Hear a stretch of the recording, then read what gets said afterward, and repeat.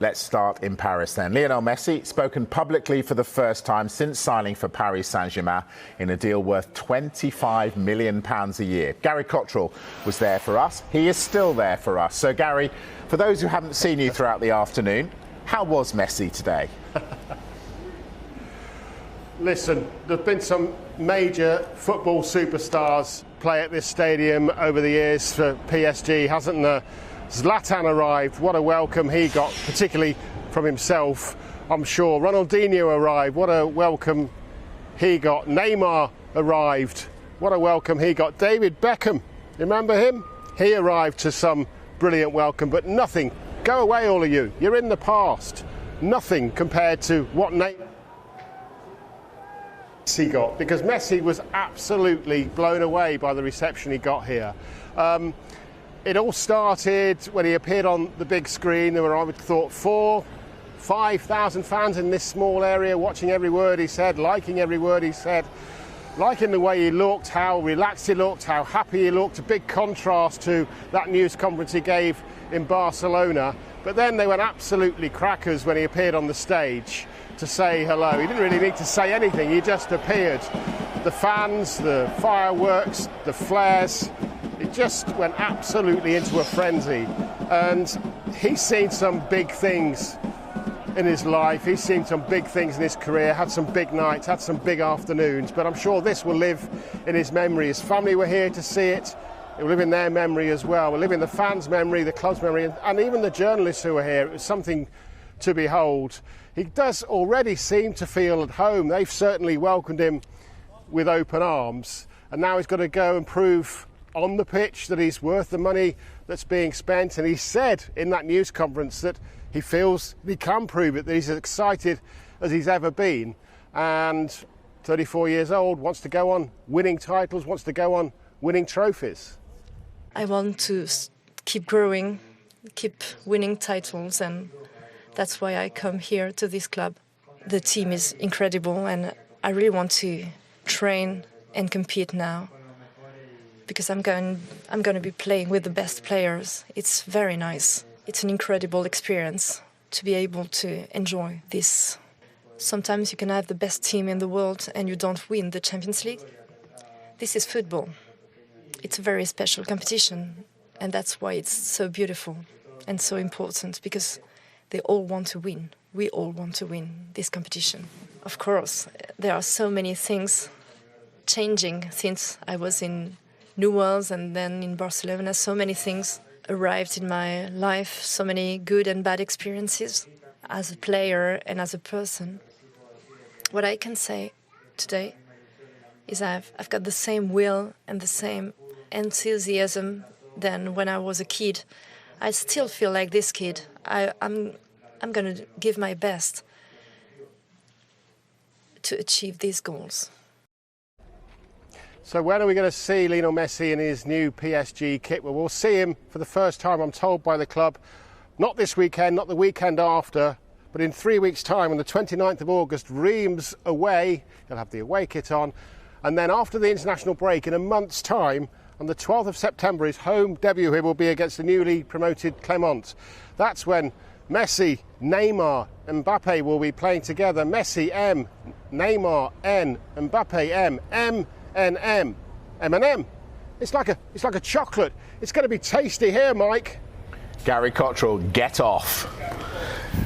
Gary Cottrell in Paris for us there. Now, the whole world is absolutely buzzing about this move. There he is. Lionel Messi has gone from Barcelona to Paris. Well, nearly the whole world. Carve Solocol not buzzing at all. He's been grumpy all week. He's been saying it's all about money. Carve, this is a player who wants to win trophies. Is that not right?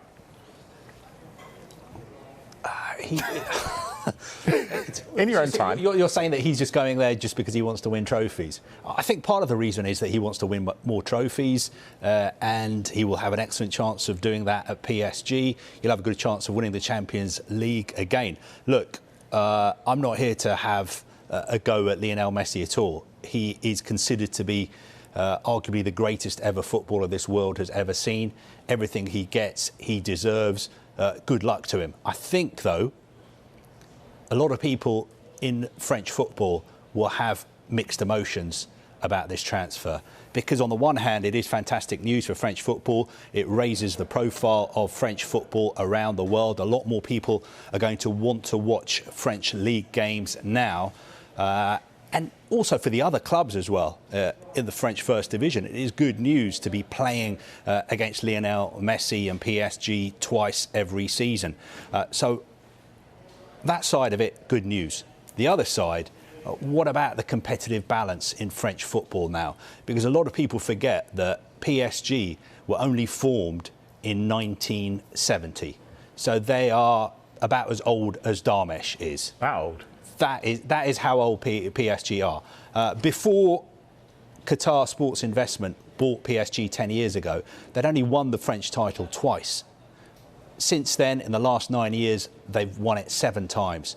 We had a situation before the Qatari investment where, apart from Lyon winning the title 7 years in a row, the French First Division was pretty competitive. You had different teams winning it the whole time. Bordeaux, Lille, Montpellier, Marseille. You didn't know who was going to win it every season. That has obviously totally changed under the Qatari ownership of PSG. They came second in a one-horse race last season. Yes, they came second to Lille. Congratulations to Lille. They did a fantastic job. Almost impossible to finish ahead of PSG. They did it. But how many people really think that PSG are not going to win the title again? You look at their wage bill. I think their wage bill is now going to be 5 times that of their nearest competitor. You've got teams in the French First Division whose annual wage bill is about £20 million, and then you've got PSG whose annual wage bill is probably going to be about £500 million. So on the one hand, yes, great news for French football. On the other hand, you have to be concerned about the competitive balance. Having said that, we've been concerned about the competitive balance. Well, people in France who are interested in football have been for the past 9 years. I think wages is a really good way of looking at success. We should explore that at another time. Before we leave this, Darmesh, this might sound a bit odd, but stay with me. Pochettino, best job in football or worst job now? Well, I keep hearing that he's got the worst job in football because he's going to be under so much pressure now that he's got Lionel Messi. But he's got Lionel Messi. He's got Kylian Mbappe. He's got Neymar. He's got Angel Di Maria. It sounds like one of the best jobs in football. And I know Carve's argument is, look, you know, they only got formed in 1970. And he knows, he's so knowledgeable about it because I think he was on a student exchange at the time when he was in Paris. So he knows all about the history. Why isn't it the best job? It can't be the worst job. The worst job, it's being painted out that way because there's so much pressure on PSG to win the Champions League. Well, they've got to win everything. Well, they've got to win everything now. So every game. Well, that's what a massive club is expected to do. So Pochettino knew what he was going into when he joined. And you could argue, look, he didn't pass the first test when Lille won the title last season. Now he's got Messi. What a dream. The headache he's got at the moment is, how do I fit a team that's got Neymar, Mbappe and Lionel Messi at my disposal? I don't think that's a bad job to have, is it? What do you think, Carve? Is it that put Pochettino under massive pressure now to win every single game? I think he's always been under a lot of pressure. I think the other interesting question to ask is from a football point of view. I know this sounds absolutely crazy and incredible, but has he got too many players up front who are a bit similar? I mean, it's no bad thing to be similar to Lionel Messi, but I think the way Mauricio Pochettino likes to play is it's very high intensity. His players have to do a lot of pressing. His forwards have to do a lot of pressing when they're out of possession. And obviously that is not something that Neymar is renowned for. And I don't think it's something that Messi is renowned for either. So that is a bit of a problem for Mauricio Pochettino to sort out going forward. But obviously it's a great problem for him to have. Yeah, well, unsurprisingly, the discussion turned to FFP. This is what the PSG president had to say. We're not going to promise something we couldn't, so we know that we could sign him. And I think today, as you can see, I mean, what Leopold also bringing to the club, it's a huge. And that's, I think, what you as media need also to focus in. It's not just only the negative side, let's say, but I think there's a lot of positive he's bringing to the club, and you can see in everything in the term of commercial, in terms of social media. It's amazing, honestly. He's, I mean, you know, a big asset for the club. The club being increased in every single part of the club in terms of commercial. I mean, unbelievable. 3 days. I mean, you know, later we'll maybe give you some numbers. You're going to be shocked, honestly, in the numbers that we have.